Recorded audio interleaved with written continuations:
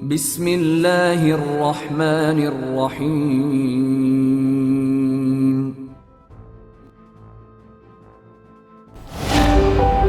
Creative Imran series मुसन्निफ Mazhar करीम M.A। नारफक बड़ी बेचैनी और इज़्तिराब के आलम में पुलिस हेडक्वार्टर में पुलिस कमिश्नर के ऑफिस में टहल रहा था। पुलिस कमिश्नर जेम्स और कमांडर कोल दोनों होटल ब्लू लाइन गए हुए थे ताकि सरगशाका को यहाँ ला सकें और इसे शिद्दत से इनकी वापसी का इंतज़ार था। वैसे नारफक बार बार ये सोच रहा था कि इमरान और इसके साथियों की इसमें भी कोई चाल ना हो। क्यों इस तरह अचानक सरगशाका का सामने आ जाना, जबकि इमरान और इसके साथियों का गायब हो जाना, ये बात इसके हलक से ना उतर रही थी। इसी खतरे के पेश नज़र से कमांडर बार्थी से कहकर जजीरे को क्लोज करा दिया था ताकि जब तक वो किसी हतमी नतीजे तक ना पहुंच जाए तब तक इमरान और इसके साथी इस जजीरे से बाहर ना निकल सके। लेकिन इसके साथ ही इसके जहन में खदशा भी उभर आया था कि कहीं ब्रिज को गलत फहमी ना हुई हो। यह आदमी डॉक्टर ब्रिक्सन की सिर्फ सरगशाका से मुवासलत हो, लेकिन लाशऊरी आदत वाली बात पर इसका ख्याल यकीन में बदल जाता, क्योंकि इतनी बात इसे भी मालूम थी कि इंसान शऊरी तौर पर तो अपने आप को बदल सकता है, लेकिन लाशऊरी हरकत की तब्दीली तकरीबन नामुमकिन है, क्योंकि दरअसल इसे इन हरकत का शऊर नहीं होता। इसे मालूम ही नहीं होता कि वो क्या कर रहा है, इसलिए वो इन्हें बदल ही नहीं सकता। बहरहाल जो कुछ भी है अभी अंधेरे में है। बहरहाल उम्मीद की रोशनी मौजूद थी। वैसे इसने अपने आदमियों को फाइलैंड हत्ता के कामरून के दारुल हुकूमत में भी पहुंचा रखा था ताकि अगर सरगशाका किसी भी तरह वहां पर पहुंच जाने में कामयाब हो जाएं तो इन्हें फौरी तौर पर हलाक कर देने की कार्रवाई की जा सके। वो इसी तरह बेचैनी और इज़्तिराब के आलम में टहल रहा था और ये सब बातें सोच रहा था कि अचानक दरवाज़ा खुला और पुलिस कमिश्नर जेम्स और इसके पीछे कमांडर कोल अंदर दाखिल हुए और नारफॉक इन्हें देखकर चौंक पड़ा। क्या हुआ? नारफॉक ने पूछा। डॉक्टर ब्रिक्सन को हम लेकर आए हैं, वो इस वक्त चेकिंग रूम में मौजूद है, पुलिस कमिश्नर ने जवाब दिया। ये किस तरह सब हुआ है? कोई मदाखलत, कोई रुकावट? नारफॉक ने पूछा। हमने किसी को मालूम ही नहीं होने दिया। डॉक्टर ब्रिक्सन अपने कमरे में था। इन कमरों के उकुब में एक राहदारी है जो बंद रहती है। वहाँ कमरों में दी गई सहूलियात के कंट्रोल पैनल्स नस्ब हैं और सिर्फ इमरजेंसी की सूरत में इसे खोलकर मैकेनिक को अंदर लेकर जाया जाता है। इस राहदारी में हर कमरे का दरवाज़ा है जिसे बाहर से लॉक किया जाता है। मैंने अपने इख्तियारात की मदद से इंतहाई खामोशी से ये राहदारी खुलवाई और फिर हम उकबी दरवाजे से डॉक्टर ब्रिक्सन के कमरे में दाखिल हुए तो डॉक्टर ब्रिक्सन आराम कुर्सी पर बैठे एक रिसाले के मुताले में मसरूफ़ थे। हम अचानक इसके सर पर पहुंच गए तो हमें देखकर बेख्तियार उछल पड़ा। इसके चेहरे पर हैरत और खौफ के तासुरात उभर आए। मैंने इसे अपने साथ चलने के लिए कहा तो इसने मजामत की, जिस पर मेरे आदमियों को इसे मजबूरन बेहोश करना पड़ा और फिर इसी बेहोशी के आलम में हम इसे उठाकर खुफिया रास्ते से होटल से बाहर ले आए और यहाँ पर पहुँचा दिया। इस कमरे में सामान की सूरत में सिर्फ एक बैग था, वो बैग भी साथ ही ले आया गया है। इस तरह किसी को इल्म नहीं हुआ कि वो कहाँ चला गया है। होटल के मैनेजर और दूसरे अमले को अहकामात दे दिए गए हैं कि उन्होंने किसी सूरत भी ज़बान नहीं खोली कि डॉक्टर ब्रिक्सन को कौन लेकर गया है। वो सिर्फ यही कहेंगे कि डॉक्टर ब्रिक्सन खुद कहीं चला गया है। यहाँ चूँकि पुलिस के हुक्म की खिलाफ वर्जी करके कोई आदमी जिंदा नहीं रह सकता, इसलिए यकीन है कि जो कुछ इन्हें कहा गया है वो वैसा ही करेंगे, पुलिस कमिश्नर ने तफसील बताते हुए कहा। ठीक है, मैं अपने आदमियों से रिपोर्ट ले लूँ, नारफॉक ने कहा और जेब से छोटा सा फिक्स फ्रिक्वेंसी का ट्रांसमीटर निकाला और इस पर मौजूद मुख्तलिफ रंगों के बटनों से सब्ज रंग का बटन प्रेस कर दिया तो ट्रांसमीटर पर मौजूद सब्ज रंग का बल्ब तेज़ी से जलने बुझने लगा। Hello hello, Norfolk calling, over. Norfolk ने बार बार कॉल देते हुए कहा। Yes, bridge attending you boss, over. चलनमवाद ब्रिज की आवाज़ सुनाई थी। क्या पोजीशन है ब्रिज? डॉक्टर ब्रिक्सन की, ओवर। नारफॉक ने कहा। बॉस, वो अपने कमरे में है। पुलिस कमिश्नर कमांडर कोल साहब के हमरा होटल में आए थे, लेकिन काफ़ी देर अंदर रहने के बाद वापस चले गए हैं। डॉक्टर ब्रिक्सन इनके साथ नहीं था। मैंने इनके जाने के बाद चेक किया है। डॉक्टर ब्रिक्सन का कमरा अंदर से बंद है, ओवर। ब्रिज ने जवाब देते हुए कहा। डॉक्टर ब्रिक्सन को पुलिस कमिश्नर साहब खुफिया रास्तों से निकाल रहे हैं ताकि इनके साथियों को इनका इल्म ना हो। अब तुमने ख्याल रखना है कि इनके साथियों को मार्क करके इनकी निगरानी करनी है। इन्हें जैसे ही सरगशाका की गुमशुदगी का इल्म होगा वो फौरी तौर पर हरकत में आ जाएंगे और हरकत में आते ही इनके बारे में मालूम हो सकेगा, ओवर। नारफॉक ने कहा। Yes boss, over. ब्रिज ने जवाब दिया और नारफॉक ने ओवर एंड ऑल कहकर ट्रांसमीटर ऑफ करके इसे वापस जेब में डाल दिया। आपने वाकई हैरत अंगेज अंदाज में काम किया है कि मेरे आदमियों को भी मालूम नहीं हो सका, नारफॉक ने मुस्कुराते हुए कहा। तो पुलिस कमिश्नर बेख्तियार मुस्कुरा दिया। आइए अभी डॉक्टर ब्रिक्सन की चेकिंग कर लें। काश ये सरगशाका ही हो, नारफॉक ने कहा। और फिर वो पुलिस कमिश्नर और कमांडर कोल के हमरा चेकिंग रूम में पहुंच गया, जहां लोहे के रॉड्स वाली कुर्सी में एक एक्रीमी जकड़ा हुआ मौजूद था। इसकी गर्दन ढलकी हुई थी। वैसे कदो कामत और जिसामत के लिहाज से वो वाकई सरगशाका ही लगता था। इस कमरे में 2 पुलिस वाले भी मौजूद थे और कमरे में मौजूद सामान से साफ मालूम होता था कि इस कमरे को टॉर्चिंग सेल के तौर पर इस्तेमाल किया जाता है। मेकअप वॉशर से इसका मेकअप चेक कराओ, नारफॉक ने पुलिस कमिश्नर जेम्स से कहा, और जेम्स ने सर हिलाते हुए वहां मौजूद एक आदमी को हुक्म दे दिया। चंद लम्हों बाद जदीद तरीन मेकअप वॉशर की मदद से बेहोश सरगशाका का मेकअप चेक होना शुरू हो गया। थोड़ी देर बाद सरगशाका के सर और चेहरे पर चढ़ा हुआ कैंटोप हटाया गया तो नारफॉक बेइख्तियार उछल पड़ा, क्योंकि सरगशाका का असल चेहरा सामने आ गया था। कहीं डबल मेकअप ना हो, दोबारा चेकिंग कराओ, डबल लाइनिंग के साथ, नारफॉक ने जेम्स से मुखातिब होकर कहा। दोबारा? क्या मतलब? अभी चेकिंग की तो है, और जो मेकअप था वो वॉश हो चुका है, पुलिस कमिश्नर जेम्स ने हैरत भरे लहजे में कहा। आजकल डबल मेकअप का भी रिवाज है, हो सकता है कि इस चेहरे के पीछे डबल मेकअप हो, नारफॉक ने कहा। तो पुलिस कमिश्नर ने इस बात में सर हिला दिया और फिर एक बार फिर अपने आदमी को हिदायत देना शुरू कर दी। एक बार फिर सरगशाका के चेहरे पर और सर पर कैंटोप चढ़ा दिया गया और मशीन ऑन कर दी गई। थोड़ी देर बाद जब कैंटोप हटाया गया तो वही पहले वाला चेहरा मौजूद था। सुनो, अभी ने होश में लेकर आओ, नारफॉक ने कहा, और इस बार पुलिस कमिश्नर ने जेब से एक शीशी निकालकर अपने आदमी की तरफ बढ़ा दी। इस आदमी ने शीशी का ढक्कन खोला और फिर शीशी का दहाना बेहोश सरगशाका की नाक से लगा दिया। चंद लम्हों बाद इसने शीशी हटाई और फिर ढक्कन लगाकर शीशी इसने वापस पुलिस कमिश्नर जेम्स की तरफ बढ़ा दी, जो इसने वापस अपनी जेब में रख ली थी। वो तीनों सरगशाका के सामने रखी हुई कुर्सियों पर बैठे हुए थे। थोड़ी देर बाद सरगशाका के जिस्म में हरकत के तासुरात नमूदार होने लगी और फिर इसकी आंखों में एक झटके से खुल गई। चंद लम्हों तक तो इसकी आंखों में धुंध सी छाई रही, लेकिन फिर इनमें शऊर की चमक उभर आई। ओह ओह, मैं कहाँ आ गया हूँ? ये सरगशाका ने हैरत भरे अंदाज में कहा, और इसके साथ ही इसने उठने की कोशिश की, लेकिन जाहिर के रॉड्स में जकड़े होने की वजह से वो सिर्फ कसमसाकर रह गया। सरगशाका, तुमने शायद ये समझा था कि तुम मेरे हाथों से बचकर निकल जाने में कामयाब हो जाओगे, लेकिन देख लो, नारफॉक ने आखिरकार तुम्हें अपनी गिरफ्त में ले ही लिया, नारफॉक ने मुस्कुराते हुए कहा। तो सरगशाका बेख्तियार उछल पड़ा। इसके चेहरे पर हैरत के तासुरात उभर आए थे। सरगशाका? कौन सरगशाका? मैं तो ब्रिक्सन हूँ, डॉक्टर ब्रिक्सन, एक्रीनियन सयाह। मैं तो किसी सरगशाका को नहीं जानता, सरगशाका ने बौखलाए हुए लहजे में कहा। तो नारफॉक बेइख्तियार हंस पड़ा। जेम्स, अपने आदमियों से कहो कि सरगशाका को आईना दिखाएं, नारफॉक ने पुलिस कमिश्नर जेम्स से मुखातिब होकर कहा। तो पुलिस कमिश्नर जेम्स ने अपने आदमियों को हिदायत दी। एक आदमी ने एक अलमारी से एक दरमियानी साइज का आईना निकाला और इसे लाकर सरगशाका के सामने कर दिया। ओह ओह, ये कैसे हो गया? इस इमरान ने तो कहा था कि ये मेकअप साफ ही नहीं हो सकता। फिर ये कैसे हो गया? सरगशाका ने हैरत भरे लहजे में कहा। तो नारफॉक बेइख्तियार हंस पड़ा और फिर इससे पहले कि इनके दरमियान मजीद कोई बात होती, दरवाज़ा खुला और एक पुलिस ऑफिसर हाथ में कॉर्डलेस फोन पीस उठाए अंदर दाखिल हुआ। सर, आपकी कॉल है, कमांडर बार्थी साहब आपसे बात करना चाहते हैं, आने वाले ने नारफॉक से कहा और फ़ोन पीस नारफॉक की तरफ बढ़ा दिया। नारफॉक ने चौंक कर इसके हाथ से फ़ोन पीस लिया और इसका बटन ऑन करके फ़ोन पीस कान से लगा लिया। हेलो, नारफॉक बोल रहा हूँ, नारफॉक ने कहा। कमांडर बार्थी बोल रहा हूँ जनाब, आपने जजीरे को क्लोज़ करने का कहा था, जिस पर मैंने ऑर्डर कर दिए, लेकिन अभी विलिंगटन से आला हुक्काम की कॉल आई है कि जजीरा क्लोज़ होने से इंतहाई ज़रूरी कामों का हर्ज हो रहा है, इसलिए मुझे मजबूरन जजीरा ओपन करना पड़ रहा है। मैंने सोचा कि आपको बता दूँ। आपके बारे में मालूम हुआ है कि आप पुलिस हेडक्वार्टर में हैं, इसलिए यहाँ कॉल की है। आप अगर चाहें तो निगरानी की जा सकती है, कमांडर बार्थी ने कहा।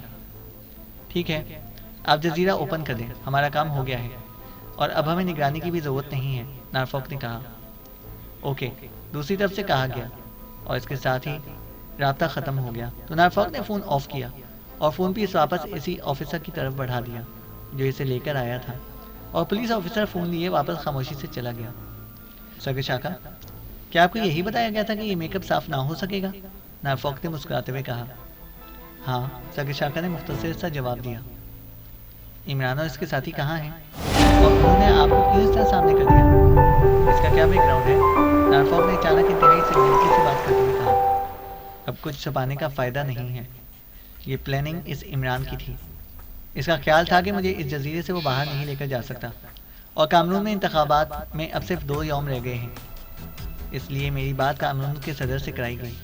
सदर कामरून ने भी यही मशवरा दिया कि मैं यही 2 यौम यहाँ हावर्ड में ही गुजार दूँ, और फिर हमें यहीं से कामरून रेडियो पर तकरीर करते हुए इंतखाबात में कबीले योशो की हिमायत का ऐलान कर दूँ। वहाँ यही जाहिर किया जाएगा कि तकरीर रेडियो कामरून से ही कर रहा हूँ। इससे आप लोग बेबस हो जाएंगे और यही समझेंगे कि मैं वाकई कामरून पहुँच गया हूँ। फिर मुझे यहाँ से खामोशी से कामरून पहुँचा दिया जाएगा और मैं पब्लिक के सामने आ जाऊँगा।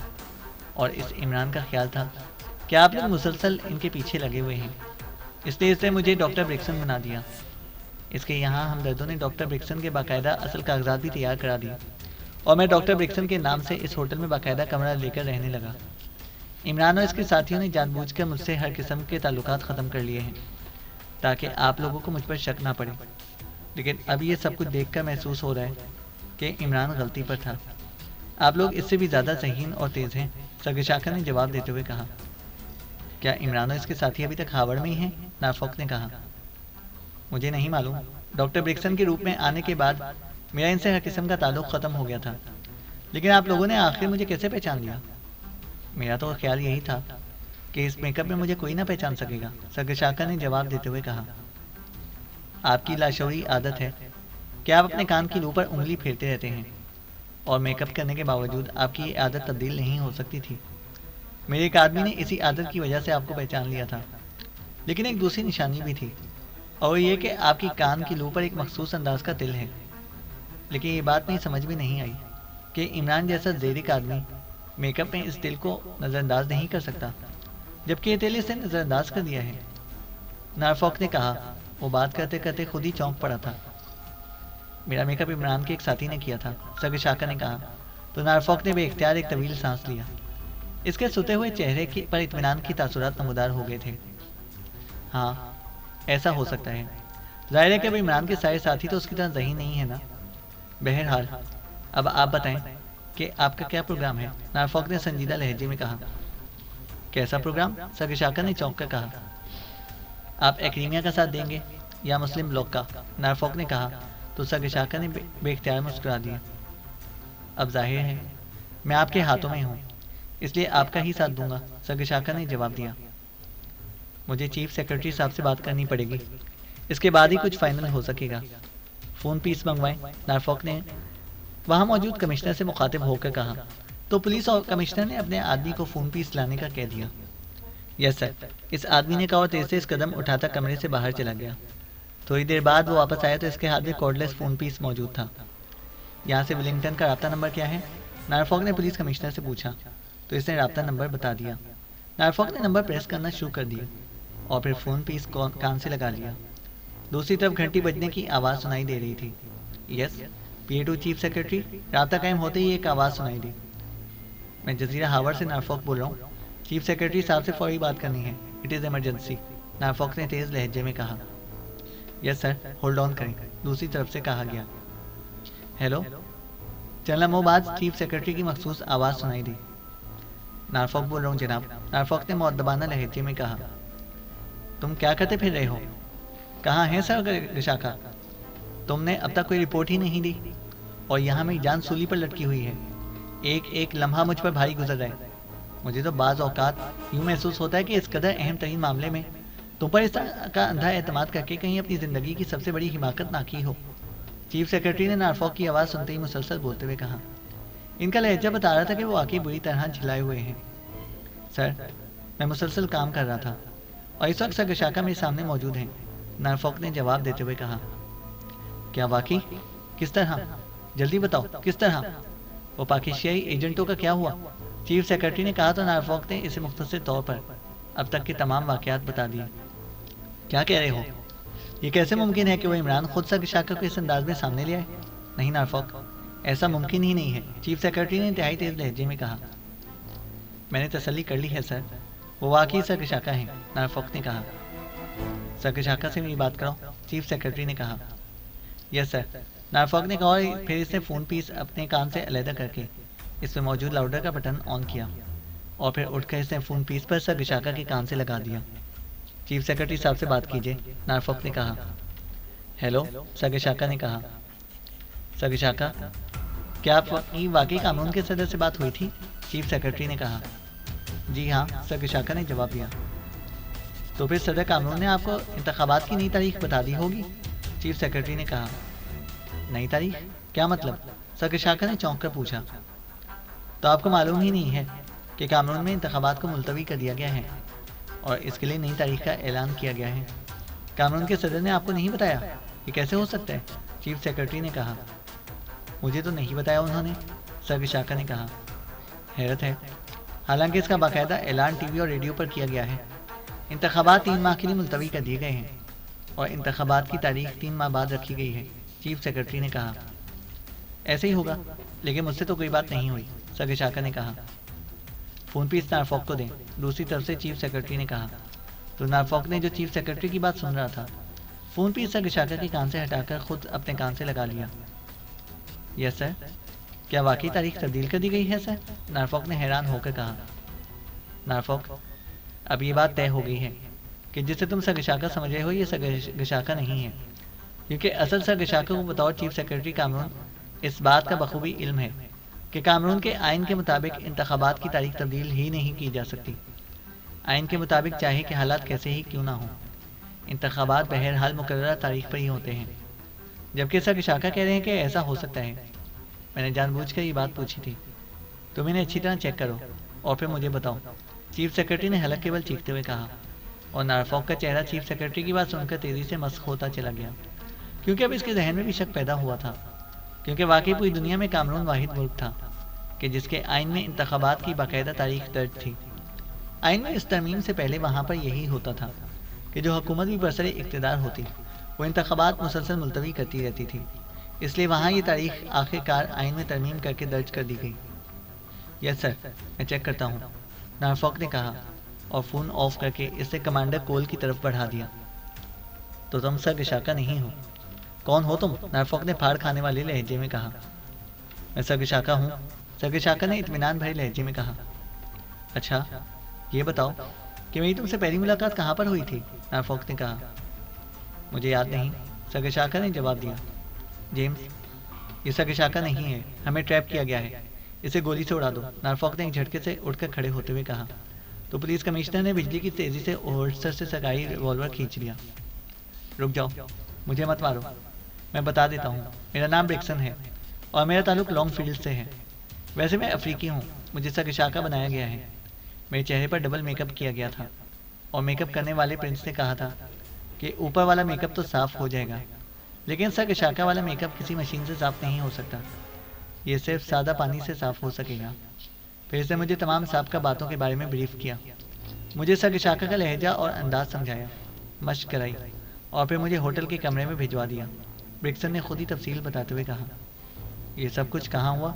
नॉरफॉक ने होंठ चबाते हुए कहा। ब्लू लाइन होटल के नीचे खुफिया तहखाने में। होटल ब्लू लाइन लॉन्गफील्ड ग्रुप की मलकियत है, ब्रिक्सन ने जवाब दिया। सुनो ब्रिक्सन, अगर तुम जिंदा रहना चाहते हो तो सच सच बता दो कि प्रिंस का यहाँ से निकलने का क्या प्रोग्राम था। अगर तुमने सच बता दिया तो मेरा वादा कि मैं तुम्हें जिंदा छोड़ दूंगा, नॉरफॉक ने कहा। मैंने प्रिंस और बॉस फ्रैंक के दरमियान जो बातें सुनी, इनके मुताबिक मेरा अंदाजा है कि वो यहाँ से फौजी हेलीकॉप्टर में जजीरा तामो जाएंगे और तामो से किसी ट्रांसपोर्ट जेट तैयारे से फाइलैंड, और ये मेरा अंदाज़ा है, उन्होंने मुझसे बराह रास्त कुछ भी नहीं बताया, ब्रिक्सन ने जवाब दिया। क्या ये फ्रैंक जिसे तुम बॉस कह रहे हो साथ गया होगा? नॉरफॉक ने होंठ चबाते हुए कहा। मुझे नहीं मालूम, हो सकता है कि गया हो सकता है ना गया हो, ब्रिक्सन ने कहा। क्या ये बात कंफर्म कर सकते हो? नॉरफॉक ने कहा। हाँ, क्यों नहीं, मैं बॉस का खुसूसी नंबर बताता हूँ, इस नंबर पर मेरी बात कराओ, अभी मालूम हो जाएगा, ब्रिक्सन ने कहा और इसके साथ ही एक नंबर बता दिया। नॉरफॉक ने फ़ौरन ही नंबर प्रेस कर दिया और फ़ोन पीस ब्रिक्सन के कान से लगा दिया। दूसरी तरफ घंटी बजने की आवाज़ सुनाई दे रही थी। हेलो, राब्ता कायम होते ही एक मर्दाना आवाज़ सुनाई दी। ब्रिक्सन बोल रहा हूँ डैमी, बॉस से बात कराओ, ब्रिक्सन ने कहा। तुम कहाँ से बोल रहे हो? क्या पुलिस हेडक्वार्टर से बोल रहे हो? दूसरी तरफ से कहा गया। हाँ, लेकिन इन्हें मुझ पर शक नहीं हुआ। अलबत्ता एक अहम बात मेरे नोटिस में आई है। इस सिलसिले में फौरी तौर पर बॉस से बात करनी है, ब्रिक्सन ने कहा। वो तो चीफ बॉस के आदमियों के साथ गए हैं और वहाँ इनके साथ कोई रब्ता नहीं है। वो वहाँ से इन्हें आगे भेज कर ही वापस आएंगे। दूसरी तरफ से जवाब दिया गया। ठीक है, अब क्या किया जा सकता है? ओके, ब्रिक्सन ने कहा तो नॉरफॉक ने फ़ोन पीस इसके कान से अलहदा किया और इसे ऑफ कर दिया। आओ मेरे साथ, नॉरफॉक ने दरवाजे की तरफ बढ़ते हुए पुलिस कमिश्नर और कमांडर कोल से कहा। इसका क्या करना है? पुलिस कमिश्नर ने ब्रिक्सन की तरफ इशारा करते हुए कहा। इसे गोली मार दो, नॉरफॉक ने मुड़े बगैर कहा और तेज से कदम उठाता कमरे से बाहर आ गया। इसी लम्हे पीछे से गोली चलने और ब्रिक्सन की चीख सुनाई दी, लेकिन नॉरफॉक आगे बढ़ता चला गया। इसके जहन में मुसलसल धमाके हो रहे थे। इमरान ने वाकई नकली सर्गशाखा को आगे करके इसके साथ बहुत बड़ा हाथ किया था और वो अहमक बन गया था। हमें फौरी तौर पर अब फाइलैंड पहुंचना चाहिए। इस तरह भागने का कोई फ़ायदा नहीं। उन्होंने बहरहाल फाइलैंड ही पहुंचना है, नॉरफॉक ने फैसला कुन लहजे में बड़बड़ाते हुए कहा और फिर वो कमांडर कोल की तरफ मुड़ गया जो इसके पीछे आ रहा था। कमांडर कोल, कमांडर बार्थी से कहकर कोई इंतहाई तेज रफ्तार हेलीकॉप्टर तैयार करें। मैं अपने साथियों समेत जल्द से जल्द फाइलैंड पहुंचना चाहता हूँ, नॉरफॉक ने कहा। ठीक है, कमांडर कोल ने जवाब दिया और नॉरफॉक ने एक बार फिर होंठ भेज लिए। ट्रांसपोर्ट जेट तैयारा इंतहाई तेजी से आसमान की बुलंदियों पर सफर करता हुआ फाइलैंड की तरफ बढ़ता चला जा रहा था। इमरान और इसके साथियों के लिए खुसूसी नशिस्तें तैयारी में लगाई गई थी। इन्हें सफर करते हुए तकरीबन 1 घंटा गुजर चुका था और रवानगी के वक्त पायलट से इमरान की जो बातचीत हुई थी, इसके मुताबिक तामू जजीरे से फाइलैंड का सफर इंतहाई तेज रफ्तारी के बावजूद 8 घंटों का था और इन 8 घंटों में उन्हें मुसलसल सफर करना था। इसका मतलब था कि इन्हें अभी 6-7 घंटे मजीद सफर करना था। प्रिंस, आपकी ट्रांसमीटर कॉल है, अचानक पायलट केबिन से सेकंड पायलट की ने झांक कर इमरान से मुखातिब होकर कहा। तो इमरान तेजी से उठा और पायलट केबिन की तरफ बढ़ गया। किसकी कॉल है? इमरान ने पूछा। Tiger from Harvard, second pilot ने कहा। Hello Prince, attending you, over. Imran ने ट्रांसमीटर का बटन ऑन करते हुए कहा। प्रिंस, मैं टाइगर बोल रहा हूँ, हमारा प्लेन ओपन हो चुका है। हमारे आदमी को हलाक कर दिया गया है और आपका हरीफ खुसूसी फौजी तेज रफ्तार हेलीकॉप्टर में अपने साथियों समेत फाइलैंड के लिए फ्लाई कर चुका है। ओवर एंड ऑल, फ्रैंक की आवाज़ सुनाई दी और इसके साथ ही इसे ट्रांसमीटर ऑफ करके रब्ता ख़त्म कर दिया। इमरान ने एक और तवील सांस लेते हुए ट्रांसमीटर ऑफ कर दिया। क्या ऐसा हो सकता है कि हम फाइलैंड की बजाय शुमाली कांडा के किसी और शहर लैंड कर सकें? इमरान ने पायलट से मुखातिब होकर कहा। क्या मतलब, कहाँ? पायलट ने कंट्रोल सेकंड पायलट को देते हुए कानों से हेडफोन उतारकर पूछा। फाइलैंड की बजाय शुमाली कांडा का कोई ऐसा शहर जहाँ से अफ्रीका के लिए चार्टर्ड जेट तैयारी मिल सकते हो? इमरान ने पूछा। फाइलैंड से पहले अगर हम मुड़ जाएं तो क्या बुक उतर सकते हैं? हमारे पास फ्यूल सिर्फ फाइलैंड तक का है, इससे आगे तो हम जा ही नहीं सकते और क्या बुक के अलावा हम और कहीं उतर ही नहीं सकते, क्योंकि फिर हमें एक्रीनिया में ही उतरना होगा और वहाँ उतरने के बाद इंतहाई सख्त चेकिंग होगी। इसलिए सिर्फ कैबुक ही उतरा जा सकता है। कैबुक से आपको चार्टर जेट तैयारी भी मिल जाएंगे, पायलट ने जवाब देते हुए कहा। फाइलैंड की बजाय कैबुक उतरने पर इंक्वायरी तो नहीं होगी? इमरान ने पूछा। नहीं, क्योंकि हमारे पास शुमाली कांडा के लिए बाकायदा का इजाज़तनामा मौजूद है और तैयारी में खराबी का बहाना बनाया जा सकता है, पायलट ने कहा। ओके, फिर आप कैबुक ही लैंड करें, फाइलैंड नहीं जाएं, क्योंकि जिनसे बचकर हम निकल रहे हैं इन्हें मालूम हो चुका है कि हमने फाइलैंड पहुंचना है। इसलिए वो एक फ़ौजी हेलीकॉप्टर के ज़रिए फाइलैंड जा रहे हैं और वो हमसे पहले वहाँ तक पहुँच जाएंगे, इमरान ने कहा। ठीक है, जैसे आप कहें। हम बहरहाल शुमाली कांडर आपको पहुँचाने के पाबंद हैं, पायलट ने कहा। ख्याल रखना, हो सकता है कि रास्ते में एक्रीनियन नेवी की चेकिंग स्पॉट से चेकिंग वगैरह की जाए, इमरान ने कहा। इसकी फ़िक्र मत करें, हमारे रास्ते मजबूत हैं। चेकिंग हुई भी सही तो सिर्फ रस्मी होगी, पायलट ने जवाब दिया और इमरान ने इत्मीनान भरे अंदाज में सर हिला दिया और फिर पायलट केबिन से निकलकर वापस अपने साथियों के पास पहुंच गया। कैसी कॉल थी? जूलिया ने पूछा तो इमरान ने उसे तफसील बता दी। बहरहाल इससे एक फ़ायदा तो हुआ है कि हम इस चूहेदान से तो निकल आने में कामयाब हो गए हैं, सफदर ने कहा। लेकिन नाफौक को अगर मालूम हो गया है कि निकल गए हैं तो वो फाइलैंड जाने वाले तैयारों की चेकिंग तो करा सकता है, कैप्टन शकील ने कहा। इससे कोई फ़र्क नहीं पड़ता, नाफौक को मालूम है कि वो कुछ भी कर ले, चेकिंग रस्मी होनी है। इसलिए इसने वक्त ज़ाया करने की बजाय यही मुनासिब समझा कि हमारा इस्तकबाल फाइलैंड में ही करे। इमरान ने जवाब देते हुए कहा, लेकिन हमें तो शुमाली कांडा की बजाय वहाँ से कामरून जाना चाहिए था। इस तरह तो हम एक लिहाज से वापस एक्रीमिया की तरफ जा रहे हैं, जूलिया ने कहा। यहाँ से कामरून के लिए बहुत तवील फासला तय करना पड़ता है और इस कदर तवील सफ़र सिवाय मामूल की परवाज़ों के और कोई तैयारा नहीं कर सकता। मामूल से हटकर कोई भी परवाज़ किसी सूरत भी चेक हुए बगैर आगे नहीं जा सकती, इमरान ने कहा और जूलिया ने इस बात में सर हिला दिया। आपने इस ब्रिक्सन पर तो मेहनत बहुत की थी इमरान साहब, फिर कैसे इस नारफॉक को इसकी असलियत का इल्म हो गया? सफदर ने कहा। नारफॉक खासा ज़हीन और होशियार आदमी है, इसलिए मैंने मेहनत भी की थी और ये सारा इस मेहनत का ही नतीजा है कि हमें इतना वक्फा भी मिल गया है, वरना शायद इतना वक्फा भी ना मिलता। इमरान ने मुस्कुराते हुए जवाब दिया और साथियों ने इस बात में सर हिला दिया। क्या आप पहले कभी टैबुक गए हैं? वहाँ से निकलना तो भी तो मसला होगा, कागजात की तैयारी का काम कैसे होगा? चंद लम्हों बाद सफदर ने कहा। इन इलाकों में दौलत सब काम करा देती है, इमरान ने जवाब दिया। इमरान साहब, एक काम और हो सकता है कि मैं शुमाली कांडा के दारुल हुकूमत में मौजूद कामरून सफारत खाने पहुँच जाऊँ। वहाँ से मुझे सफारती तहफ़्फ़ुज़ के साथ कामरून पहुँचाया जा सकता है, सरगशाका ने कहा। हाँ, हो तो सकता है, लेकिन शर्त यह है कि इस सफारत खाने की निगरानी ना हो रही हो, क्योंकि नारफॉक को तो मालूम हो गया है कि हम बहरहाल शुमाली कांडर जा रहे हैं और इस वक्त एक्रीमिया के लिए एक एक लम्हा भारी है। और माफ़ कीजिए, सफारत खानों में भी दौलत का खेल खेला जा सकता है। अगर इन्हें ज़रा सी भी भनक पड़ गई तो वो सब कुछ कर गुजरने पर तैयार हो जाएंगे, इमरान ने कहा और सरगशाका एक तवील सांस लेकर खामोश हो गए। और फिर मुसलसल और तवील सफ़र के बाद आखिरकार वो सही सलामत क्याबुक के हवाई अड्डे पर उतर गए। चूँकि वो एक्रीमियन मेकअप में थे और इनके पास कागजात भी मुकम्मल थे और इसलिए इन्हें किसी जगह रोका ना गया और वो इत्मीनान से तमाम मराहिल तय करके एयरपोर्ट से बाहर आ गए। क्या हम यहाँ किसी होटल में ठहरेंगे? जूलिया ने बाहर आते ही कहा। जब हमारा तैयारा फाइलैंड नहीं पहुँचेगा तो लामहला चेकिंग होगी और इतना तो इन्हें आसानी से मालूम हो जाएगा कि एक तैयारा एक्रीमियंस को लेकर क्याबुक उतरा है और ये छोटा शहर है, इसलिए हमें आसानी से चेक किया जा सकता है। इसलिए हमें यहाँ से फौरी तौर पर निकलना है, इमरान ने इंतहाई संजीदा लहजे में कहा। लेकिन क्या कहाँ जाना होगा? क्या फाइलैंड? जूलिया ने हैरान होकर पूछा। नहीं, यहाँ से हम कार्डन जाएंगे, वो बड़ा शहर है, वहाँ हम ज़्यादा महफूज होंगे और कार्डन का शायद नारफॉक को ख्याल तक ना आए, इमरान ने कहा। और फिर वो टैक्सी में बैठकर पहले शहर गए ताकि अगर यहाँ से इनकी चेकिंग ना की जाए तो किसी को यह मालूम ना हो सके कि वो कहाँ गए हैं।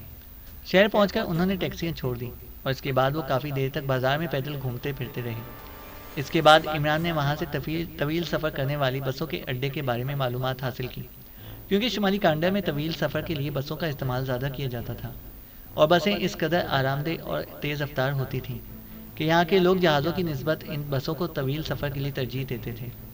तकरीबन 1 घंटे के सफ़र के बाद वो कार्डन पहुँच गए। ये काफ़ी बड़ा शहर था। बस से उतरकर इमरान अपने साथियों समेत एक चार्टर्ड कंपनी के ऑफिस में पहुंचा, जहां से कामरून के लिए तैयारे चार्टर्ड किए जा सकते थे। लेकिन वहां पहुंचकर इस वक्त इन्हें बेहद मायूसी हुई जब इन्हें मालूम हुआ कि इस कदर तवील सफ़र के लिए वो तैयारे चार्टर्ड नहीं करते। इसके लिए इन्होंने मामूल की परवाज़ों से ही जाना होगा और ये परवाज़ें भी इन्हें शुमाली कांडा के दारुल हुकूमत सटावा से ही मिल सकती हैं। अलबत्ता अगर वो चाहें तो चार्टर्ड तैयारे से दारुल हुकूमत पहुँच सकते हैं और इमरान ने इसे ही गनीमत समझा और फिर उन्होंने दारुल हुकूमत के लिए तैयारा चार्टर्ड करा लिया। और थोड़ी देर बाद वो एक बार फिर तैयारे में बैठे सफ़र करने में मसरूफ़ थे। इस मिशन से तो हमें मुसलसल सफ़र ही करना पड़ रहा है, सफदर ने मुस्कुराते हुए कहा। घन चक्कर तो सुनते ही रहते थे, लेकिन इसका सही मतलब अब समझ में आया है, इमरान ने जवाब दिया और सब साथी इसकी बात पर बेइख्तियार हंस पड़े। चैनल को सब्सक्राइब करें और बेल आइकन को प्रेस करें ताकि हमारी हर अपडेट आपको बर वक्त मिल सके।